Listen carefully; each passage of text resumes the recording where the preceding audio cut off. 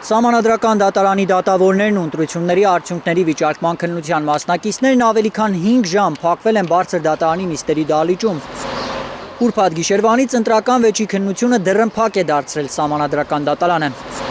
Դատարանի նախագահը մինչ նիստը սկսել է, լրագրողներին հայտնել է ինչ է քննարկվելու փակ դռների հետևում։ Փաստաթղթեր ենք ուսումնասիրելու։ Չէ, միայն այդ գաղտնի փաստաթղթերն ենք ուսումնասիրելու։ Գաղտնի թղթերի քննությանը ոչ ոք չի կարող հետևել բացի դատավարության կողմերից, վեճի քննության մյուս փուլերը կրկին բոլորի աչքի առաջ կլինեն։ Մի փուլը մի հատված է դատավարությամբ փակ դռների հետևում է լինելու։ Միայն դատավարության մասնակիցներն են մասնակցելու եւ դատավորները վերջ։ Մի քաղաքական ուժ կա։ Երկուշաբթի կողմերի միջնորդությունների քննարկումից հետո է դատարանը դռնփակ ռեժիմի անցել։ Ընտրական աննախադեպ վեճին կրկին աննախադեպ քանակի միջնորդություններ է ստացել դատարանը։ Ընտրությունների արդյունքները վիճարկող 7 ուժերից մյուս մասնակիցներից ավելի քան 2 տասնյակ միջնորդություն է ստացել բարձր դատարանը։ Այսօր դռնփակ նիստի ընդմիջման ժամանակ լրագրողների հարցերը նախ փակ նիստի բովանդակության մասին էին։ Չեմ կարող ասեմ նիստով ինչ կարծենք քննարկում, բայց նախորդ նիստերին բան են կարել, որ որոշակի գաղտնի ինֆորմացիաներ կան։ Բացի տարբեր դեպքերի նախաքննությանը վերաբերող գաղտնի տեղեկություններից, նաև պետական գաղտնիքի տարրեր կան դատարանին հայտնած նյութերում, ասում է Հայաստան դաշինքի փաստաբանը։ Գաղտնի ցուցակով քվեարկող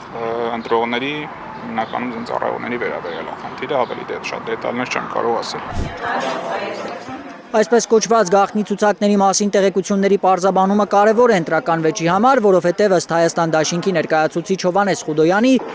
հրապարակված պաշտոնական փաստաթղթերում ավելի քան 27000 ընտրողների ստորագրության անհամապատասխանություն կա։ Ստուգել ենք ստորագրված մատյանները, այն ինչ որ հրապարակել է ԿՀ-ն, եւ դա համադրել ենք իրենց հրապարակած արձանագրությունների վերջնական թվերը, թե քանի ընտրող է մասնակցել։ Հայտնաբերել են 27800 ստորագրության բացակայություն։ Այդ ստորագրությունների բացակայությունը ԿՀ-ն նախ արդարացրել էր զինվորների քվեարկության փաստով, դա ընդունելի հակափաստարկ է անվանում Խոդոյանը,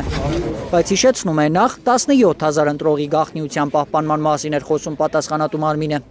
Թիվը եթե նույնիսկ նվազեցնում ենք, մոտավորապես 10000-ի տարբերություն լինում է։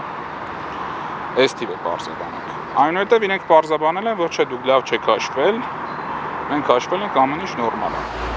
Հետընտրական մեծ իրավական թնջուկի պատճառներից են նաև կենտրոնական ընտրական հանձնաժողովի գործողությունները, պնդում է փաստաբանը։ Վագն Հովակիմյանի մեղքով